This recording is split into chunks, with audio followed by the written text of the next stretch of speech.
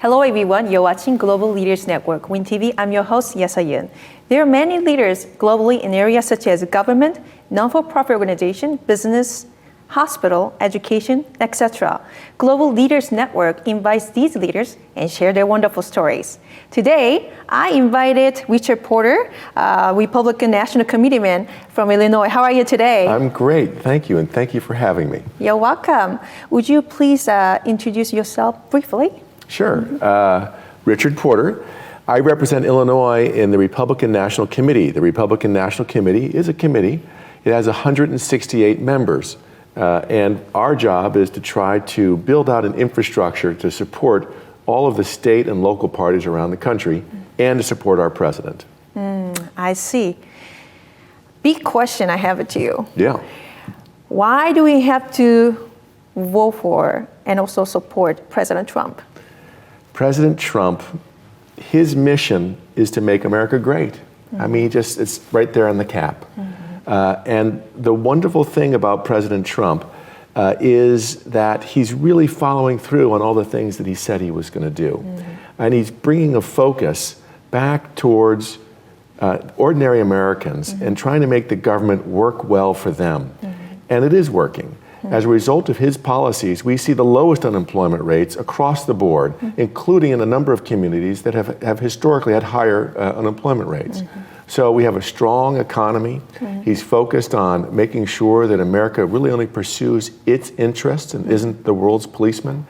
And he's bringing sort of a new ethic to Washington where, unfortunately, we've been governed by euphemism and phoniness.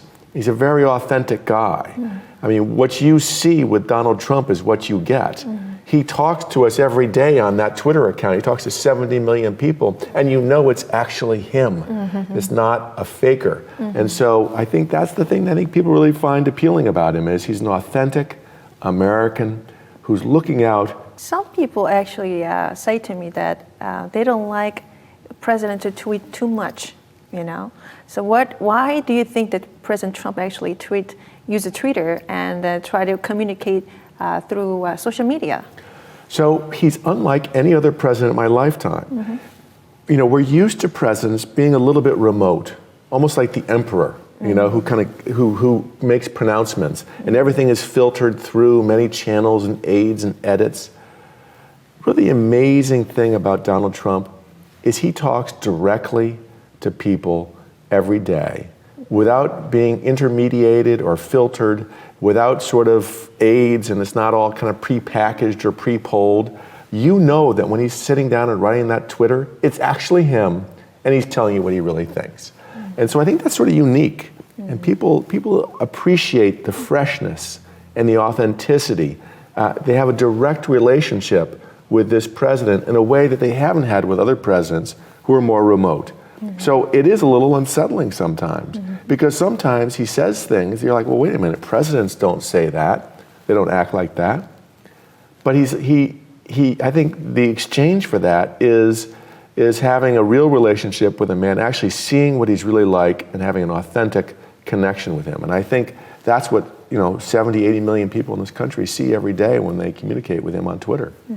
What do you think, and then what are the Republican Party's principle and moral value? So the Republican Party was founded really out of the brokenness of the United States in the initial Constitution. We had a fundamental problem with dealing with race early in our history, and the Republican Party was really born out of the struggle to treat every human being like an individual. And that's essentially where we came from, that's the party of Lincoln. We refer to ourselves always as the party of Lincoln. And it's those roots in the fight against slavery, in the fight for individual rights, civil rights. All of the civil rights bills in this nation's history have come from Republicans. And people don't realize that. We were the party that fought segregation. We were the party that pushed through women's rights. This was a 100th anniversary just this past year of having the women's right to suffrage. That was a Republican initiative. And again, it grew out of our philosophy in believing each individual has a unique value and that we don't treat people as part of a group or as subjects. Instead, we see each individual as someone who governs themselves, and that the government itself should serve individual people, should serve human beings. So we're the party of liberty. We're the party of self-respect, of respect for the individual. And we're the party of recognizing that each individual has their own moral value and their perspective, and it should be valued. And that's what makes us, I think, a different kind of a party. I see. What are your stances on moral issues such as abortion? So the Republican Party, and this really grows out of our respect for the individual, is the party of life. It's the party that that views, again, that specialness, that special spark of a human being as being something that's precious even through, back into before a child is born. I think that, there are many Republicans, unlike the Democratic Party, which is the party really you have to be in favor of abortion rights for women to be a Democrat today. The Republican Party does strive to be a big tent in the sense that we do have a number of members of our party, active, very, leaders in the party who support women's rights in that regard. But the party really does, as a party, as a platform, we are the party of life. We recognize and respect that other people may have a different perspective. They're welcome to the party. Our view is if you're 80% with us, then you're going to be a Republican. And not everybody's going to agree on those points. But philosophically, it's always about cherishing human beings. And that's sort of the basic principle behind Republican thinking. I also figured out recently about President Lincoln was a Republican. Yes. Oh, yes. Of course. Yes. Well, he was the first Republican president, and he was a very unique man. He's a man of great character and wisdom, and hugely articulate. And so many of the concepts that are built into what we accept today are concepts that really come from the Republican Party. Government of the people, by the people, for the people. That's what a republic is. And that's why we named the party after that basic principle that government should be of people, it should serve people, and it should be by people. We shouldn't be governed by people who don't have our interests at heart. I see. What are your stance on gun control then? So gun control, again, that's a question of individual liberty. The idea behind the Second Amendment was to recognize that if the government can control all aspects of your life, then you actually, you limit liberty. So I think the recognition is that, possession of weapons can be for many reasons, and that individual human beings can be trusted with that, assuming that they're not criminals. And so, of course, the criminal use of guns, where we support punishing people for violating the law, using guns, but we view the gun as an inanimate object. It's just a thing, but it's a thing that empowers an individual. And so we support the right of individuals to own these guns, so long as they're not criminal. And so, of course, there are some benefits to having training. I'm a gun owner. I'm a concealed carry permit holder. I use guns to hunt primarily, and to shoot skeet and other sporting behavior. So, I think it's part of our culture of individualism that supports that, and the recognition that you can't always count on the state. Some of the places that are most dangerous in the city of Chicago, for example, today, guns are in the hands of bad people. If you're a good person living in that area, you very well might want to have a gun to protect yourself against the bad people. And so we're all for having good people have guns and taking guns away from bad people. Just because bad people use guns doesn't mean that guns are bad. What's important is whether or not I can protect myself, particularly if the state isn't protecting me. And the sad fact is that in many parts of this state, our protection, our protective services, the police forces are not doing the job that's necessary. And so it's actually important to have a gun in some circumstances. So we believe people ought to have that right. What are your thoughts on the President Trump's action towards Iran? So Iran, Iran has been a challenge really for, 40 years, ever since the Shah of Iran was overthrown and this radical anti-Western regime took power in Iran. And they've challenged the United States, and they've challenged us in a number of ways, and I think we've been extraordinarily tolerant and restrained over the course of many years and many provocations. In Iraq, most of the casualties that we suffered arose from IEDs, these explosive devices that were designed and made in Iran. So Iran has been working to kill Americans for a long time. Now, I think the president does not want to see us get into another war in the Middle East. He'd like to ultimately negotiate with Iran. It's pretty clear that he's not looking for a war with Iran. But that said, I think he's also not looking to just be pushed around. I mean, the recognition is that the United States is the most powerful country in the earth, and there's no reason why this little bully should be pushing us around. Now, the person that was killed was a bad guy. He was evil. And the decision was made apparently 9 months ago or 6 months ago that if the opportunity arose to take him out. And I think the president, again, he's a bold man. He's bold. He's a risk taker. And he saw the opportunity, took it. And I think it was the right thing to do. Because in part it sends the message to bad people that we may be tolerant, but we're not going to accept this kind of evil being pursued against the United States and its friends. And so I think it was probably a very important message for Iran to hear that and to see that. So, and we still have a confrontation going on with them. They're building nuclear weapons. And so if you have the combination of nuclear weapons and a radical ideology that's filled with hate for us, that's a problem.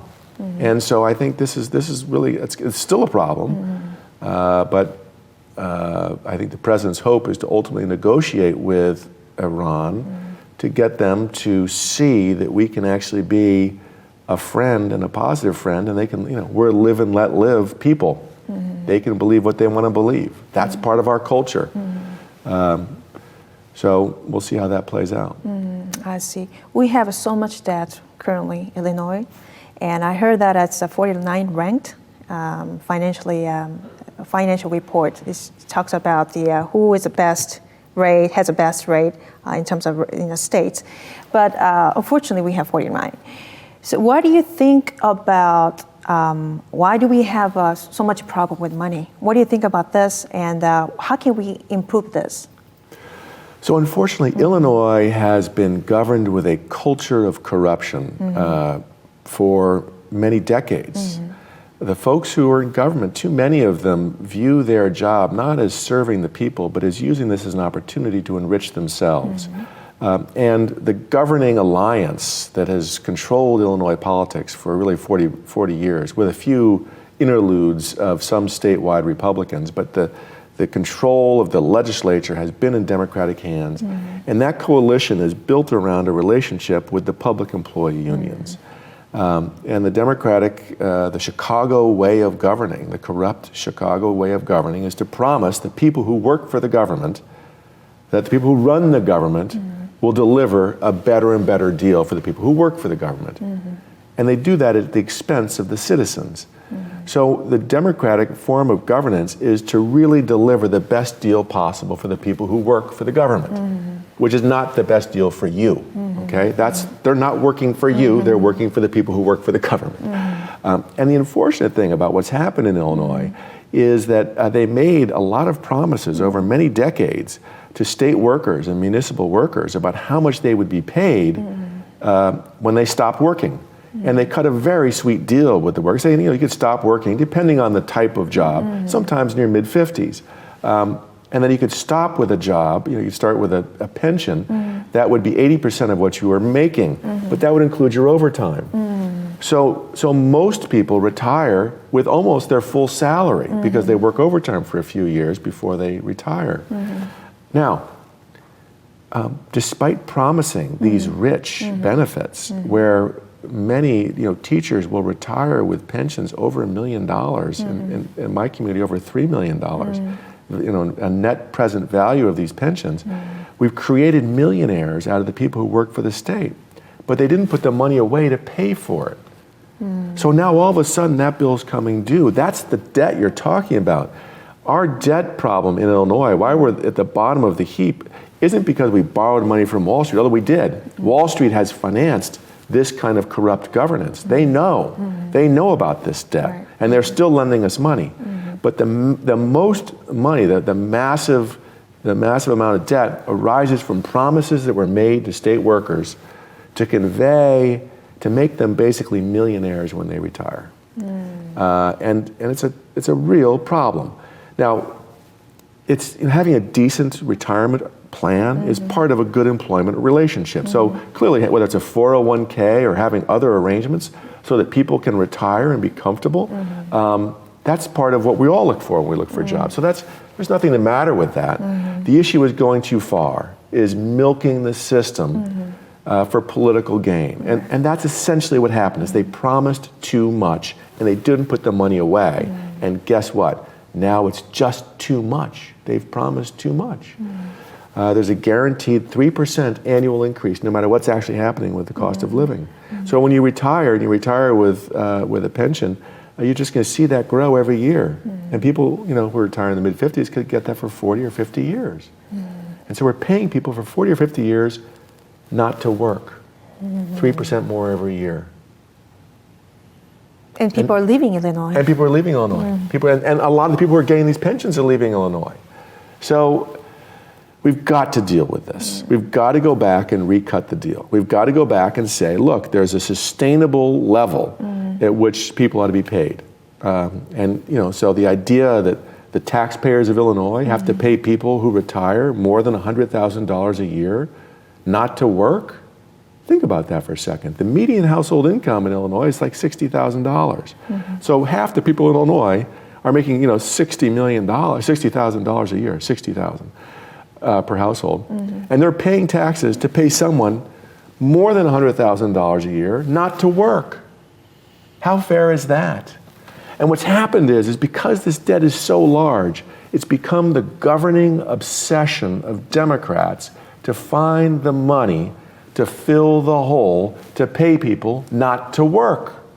That's what it's all about. So we see tax increases. We just had the largest tax increase in Chicago just a couple years ago with Rahm Emanuel. Every penny of that tax increase went to pay people not to work. Not one penny went to improve government services. So you see government services tailing off. We see the struggle. We see taxes increasing. And the main beneficiary of the higher and higher taxes are people who are not working anymore, who might move to Arizona. So we're in a crazy situation. The system is broken. It needs to be fixed. This is an existential crisis. The existence of the state is now threatened because people are leaving, as you said. People leave. The state and the municipalities, these are all entities. Illinois is a place. It's dirt. It's buildings. That's not Illinois in the sense of the state. You don't owe the debt. I don't owe the debt. This entity owns the debt. And so what we need to do is we have to fix the entity to keep people like you and me here. Because if you scare us all away, there'll be no tax revenue for anything, right? The roads will fail, the police will fail, and by the way, the pensions won't get paid. So if you want pensions, if you want police, if you want a great, thriving, healthy, growing state with opportunity for our children and for us, we need to deal with this problem. We need to make the state work for you now again, instead of working for the people who work for the government. What's the obsession of our leaders? That's what we ought to ask. What are they obsessed with? What are they spending their nights worrying about? And the truth is that Democrats are worried about how do I raise money to pay pensions. They're not worried about how to make your schools better. They're not worried about how we're going to build the roads, right? That's a secondary feature of government today. The primary purpose of what people are worried about in government is paying pensions. And that's not right. That means we serve the government. That's where we are today. We are serving the government instead of the government serving us. And people don't like that. And so what happens? They leave. That's the fundamental problem with Illinois. And that's what we got to deal with. And how can we fix that? The pension. Well, I think the first thing you got to do is you got to elect different people. You have to elect people who are obsessed with serving you and fixing the state and the city and the municipalities so they actually make sense and they work for people. Government for the people. By people who care about serving the people. Right? That's the Republican good. That's what a republic is, and that's who Republicans are, is serving people, not having the government be something that we're supposed to serve. That's insane, but that's where we are, unfortunately, in Illinois. So first thing is got to elect new people. Second thing, it's going to be hard. We have to take some hard steps, and there are some legal mechanisms for getting these jobs done. And sometimes, frankly, we're going to need some help from the federal government to help fix some of these problems, just because of their scale. We're going to have to involve the federal government. But there are a number of avenues to do it. But the first step is to recognize we have this problem. Recognize we're no longer a functioning republic. Recognizing that we have a state that expects us to serve them. And saying, no, that's not acceptable. And electing people who believe that the job of government, the primary job of government, is to serve you. People all talk about that. I mean, everybody says the right things, but you have to pierce through it. And so what's really interesting to me is how hate is the glue that holds the Democratic Party together today. It's a very interesting phenomenon. Because I think as there's so much stress on the system from all the debt, that the only way they keep their members of their coalition from coming over to our side is they try to tell people they hate you. They hate you. I mean, they're racist, they're this, they're that. I mean, they're telling their people, the Democratic voter, the constituents in Chicago, they're constantly talking about hate. It's insane. The people who are haters are them. We are the lover. We're the party that loves individuals, that loves opportunity, and loves having a government serve us instead of the other way around. And so it's Alice in Wonderland. But that's what we have to fight. I mean, we have to convince people that we are here for them, and that we love them, that we love each individual for who they are. Okay, we're not supporting groups and that sort of thing. We're supporting human beings. And so we want to see a government that supports and empowers and creates the opportunity that brought us all here in the first place, right? Right. I have a good, quick question to you that a lot of people think Republicans are racist. They only think about rich people. They only think about money. Rumors are everywhere. And I think that also fake news actually help to spread their rumors, Right. So how can we deal with this? Well, I mean, the first thing is we have to let people see who we are, right? I mean, that's the first thing, which is, that's crazy. That's the message that's what I was just saying, that's the message of the Democratic Party, which is, hey, they hate you. They hate you. They don't like how you look. That's madness. I mean, what's the reality is we love each individual, we're looking for individual opportunity. We're not looking for group rights. Okay, we're looking to empower people. You look, for example, at what happens in higher education. We believe each student should be judged on their own ability and have a diverse pool but driven by each individual's performance, as opposed to having group numbers. For Harvard or some of the other schools to put caps on Asian Americans is just wrong. Put caps on Jews, that's ridiculous. That's anti-Semitic. And that was fought 30 years ago. Today the fight is to give opportunities for Asians. And the reality is that the other side keeps on thinking in terms of groups. And we can only have so many of that group. And so we're like, no, let everybody who meets the standard, give everybody that same opportunity. Every individual should be empowered. It's the pursuit of dreams. That's what we should be empowering, is let individuals pursue their dreams. And look, that's a dangerous idea.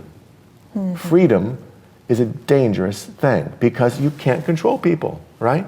The other side is all about control and direction, right? We're about turning it all loose and let people pursue what they want. And so I think, we have to be more aggressive about explaining this. And I think we have to go and sell to people, who we are and what we're looking to do. So, we can do a better job, but let's also call this out. Which is, there's a lot of nonsense that comes from the other side. There's so much nonsense, and don't believe it. It's just absurd, right? To think that, really you hate people that are Asian or you hate people that are, have darker skin. That's nutty. And so that anyone can say that and get away with it it's just wrong. So we just got to keep on swinging, keep on fighting. Right. And also, actually some people told me that Republicans are not focused on global warming. So what is your stance on the global warming? Well, what I would say to you is that climate is always changing. Where we are sitting today, 20,000 years ago, there was a mile of ice. Right here, there was a mile of ice right here 20,000 years ago. Man didn't exist.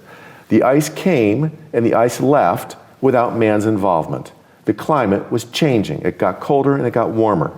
And if you look at what happens over long-term trends on the Earth, the troposphere, which is the lowest level of, there's a 4 level of the atmosphere, it does change over time, and it tends to look like a sine curve. So there is a baseline of change in the climate, and we don't understand that today. That's the reality. We don't know why the ice came, and we don't know why it went away. Climate change is really, it's interesting. It's interesting because there are so many people that are certain that man-made climate change is occurring, and they actually have no knowledge. They don't know anything about the climate. One of my favorite questions is, what percent of the atmosphere is CO2? You'll be wrong, it doesn't matter, nobody knows. But what percent of the atmosphere is CO2? 20%. See, that's a common, that's sort of where people tend to say it is, because it's big, right? It's a big problem. The component of the atmosphere that's CO2 is 0.04%. Wow. It's 0.04%. In my lifetime, it's gone up from below 0.035% to 0.04%. Now that is a significant rise in my lifetime, from 0.035% to 0.04%. Now what's referred to as often as 400 parts per million. That's the preferred way that people who are alarmists about the climate like to talk about that. It's got 400 parts per million. It sounds big. They never do the math. We can do the math. That's 0.04%. The reality is CO2 is a trace gas that's necessary for life. It plays a very important role in our ecosystem. Now, it is a matter of some concern that we need to understand how the emissions of CO2 will change the climate over time. It's something we need to understand. And if it's going to create problems, we ought to understand and be ready to adapt on those things. But the reality is there's much that we don't know, and there's a lot of alarm around this, again, where people are certain there's a problem, but they actually don't know anything about the real atmosphere. Now, interestingly enough, I worked in a previous incarnation. I worked for President Bush, the first President Bush, and I ran his domestic policy council. And one of the things I was responsible for was preparing the United States position for the first conference on climate change in 1992 in Rio. It was a conference that was referred to as global warming. And so in that context, I became more aware of this science, and it's something I've tracked now for 30 years. And it's a very interesting thing because people like Al Gore have been wildly wrong in their forecasts. In 1989, he wrote a famous New York Times op-ed in which he predicted that the climate would warm by 5 degrees centigrade in his lifetime. It's warmed less than 1/10 that amount. Less than 1/10 that amount. So he's been wildly off, but he got a Nobel Prize for it. Again, it takes you to, there's a lot of misinformation in the media, and it's hard sometimes to know it's true. But you got to do some work to figure that out. Then how can we do the fact check? Whether this news is true or not, how can we check that this is true? Well, the first thing is to use your critical reasoning. To use critical reasoning. When people assert things, think it through. We all use our critical reasoning to solve problems every day. Right. We should use that with the news too, recognizing that everybody has a perspective.